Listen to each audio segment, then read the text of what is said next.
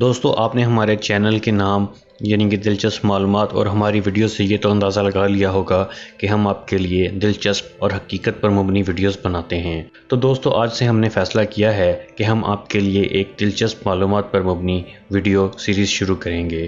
اب ہم آپ کو بتائیں گے کہ یہ ویڈیو سیریز کس چیز کے متعلق ہوگی۔ تو دوستو آپ عظیم مغلیہ سلطنت کے نام سے تو واقف ہوں گے ہی، تو ہم نے یہ فیصلہ کیا ہے کہ ہم اس عظیم مغلیہ سلطنت کے تمام بادشاہوں کے بارے میں یہ ویڈیو سیریز شروع کریں گے اور ہم ہر ویڈیو میں ایک بادشاہ کا ذکر کیا کریں گے۔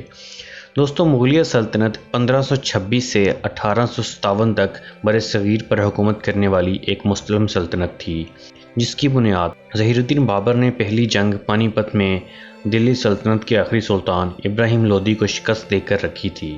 دوستو مغلیہ سلطنت اپنے عروج میں تقریباً پورے برصغیر پر حکومت کرتی تھی، یعنی موجودہ دور کے افغانستان، پاکستان، بھارت اور بنگلہ دیش کے ممالک پر مشتمل خطے پر ان کا دورہ تھا۔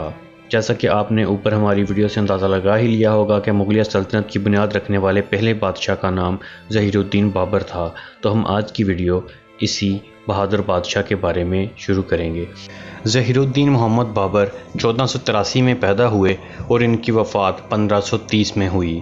ظہیر الدین بابر ہندوستان میں مغل سلطنت کے بانی تھے۔ انہیں ان کی ماں پیار سے بابر یعنی کہ شیر کہتی تھی۔ ان کے باپ کا نام عمر شیخ مرزا تھا، جو کہ فرغانہ ترکستان کے حاکم تھے۔ ظہیر الدین بابر باپ کی طرف سے تیمور اور ماں قتلگ نگار خانم کی طرف سے چنگیز خان کی نسل سے تھے۔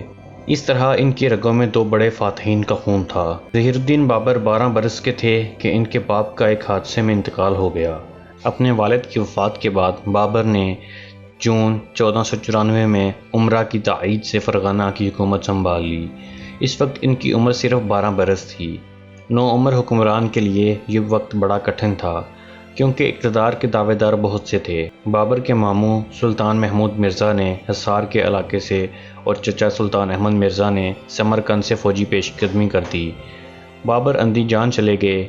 کچھ دنوں بعد فریقین میں چند شرائط پر صلح ہو گئی اور نومبر 1497 تک بابر نے اپنے مخالفین پر قابو پا کر سمرقند پر بھی قبضہ کر لیا۔ تاہم اپنے صدر مقام اندھی جان میں سازش کے باعث انہیں سمرقند چھوڑنا پڑا اور وہ اندھی جان چلے گئے اور سازش کا خاتمہ کیا۔ 1499 میں بابر نے فرغانہ کو اپنے اور بھائی جہانگیر مرزا کے درمیان تقسیم کر لیا۔ اسی سال بابر نے شادی بھی کی۔ اگلے سال ظہیر الدین بابر نے سمرقند پھر فتح کر لیا، جس پر ازبک حکمراں شیبانی خان نے قبضہ کر لیا تھا۔ اس کے بعد بالآخر 1504 میں ظہیر الدین بابر بلخ اور کابل کے حکمراں بن گئے۔ یہاں سے انہوں نے ہندوستان کی طرف اپنے مقبوضات کو پھیلانا شروع کیا اور اس کے بعد 21 اپریل 1526 کو پہلی جنگ پانی پت کی ہوئی۔ دوستو جدید ہتھیار جس دور میں بھی استعمال کیے گئے، انہوں نے جنگوں کا پانسا پلٹ دیا۔ سلطنت عثمانیہ کی وسعت و ہمہ گیری بھی اس کی جدید عسکری فوج میں تھی۔ سلطنت عثمانیہ اس وقت سپر پاور تھی، جس نے جدید ہتھیاروں سے اپنی داغ بٹھا رکھی تھی۔ برصغیر میں اس کا بہترین اور فیصلہ کن استعمال کر کے مغل شہنشاہ بابر نے پانی پت کی پہلی جنگ کا پانسا پلٹ دیا تھا۔ مشہور مورخ پال کے ڈیوس نے اپنی کتاب 100 فیصلہ کن جنگیں میں ظہیر الدین بابر کی ابراہیم لودھی کے خلاف لڑی جانے والی جنگ کو نہایت اہم قرار دیا۔ ظہیر الدین بابر اور ابراہیم لودھی کا جب آمنا سامنا ہوا تو لودھی کی فوج 8 گنا زیادہ تھی۔ یہ پانی پت کی جنگ تھی جس نے برصغیر میں مغلیہ سلطنت کی بنیاد رکھی تھی اور پہلی بار بارودی توپوں کا استعمال کیا گیا تھا۔ ابراہیم لودھی خاندان لودھی کے آخری حکمران سکندر لودھی کا بڑا بیٹا تھا، جس نے اپنے اکھڑ پن سے ارد گرد کی ریاستوں میں کہرام مچا دیا تھا۔ یہی وجہ تھی کہ دولت خان لودھی حاکم پنجاب نے بابر کو ہندوستان پر حملہ کرنے کی دعوت دی اور مالی و فوجی مدد کا یقین دلایا، اور اسی وجہ سے لودھی اور مغل فوجوں کا پانی پت میں ٹکراؤ ہوا۔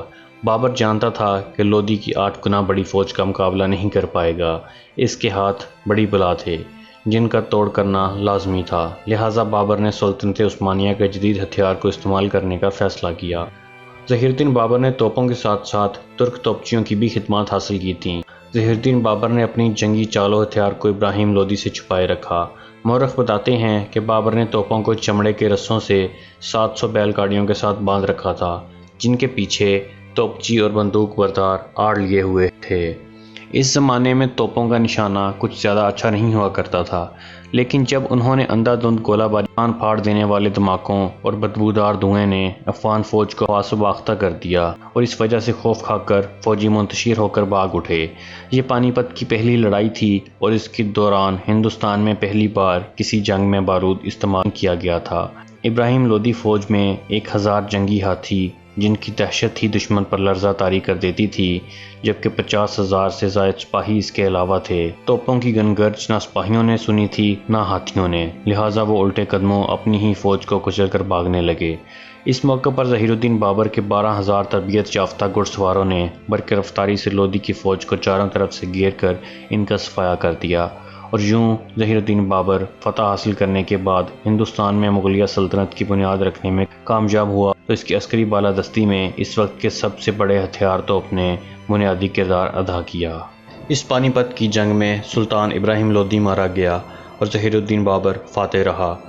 پانی پت کی جنگ میں فتح پانے کے بعد ظہیر الدین بابر نے ہندوستان میں مغل سلطنت کی بنیاد رکھی۔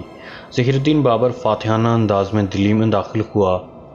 یہاں اس کا استقبال ابراہیم لودھی کی ماں بوا بیگم نے کیا۔ بابر نے نہایت ادب و احترام سے اسے ماں کا درجہ دیا۔ دلی کے تخت پر قبضہ کرنے کے بعد سب سے پہلے اندرونی بغاوت کو ختم کیا، پھر گوالیار، حصار، ریاست میواڑ، بنگال اور بہار وغیرہ کو فتح کیا۔ اس کی حکومت کابل سے بنگال تک اور ہمالیہ سے گوالیار تک پھیل گئی۔ 26 دسمبر 1530 کو آگرہ میں ظہیر الدین بابر کا انتقال ہوا اور حسب وصیت ان کو کابل میں دفن کیا گیا۔ ان کے پڑپوترے جہانگیر نے ان کی قبر پر ایک شاندار عمارت بنوائی جو بابر باغ کے نام سے مشہور ہے۔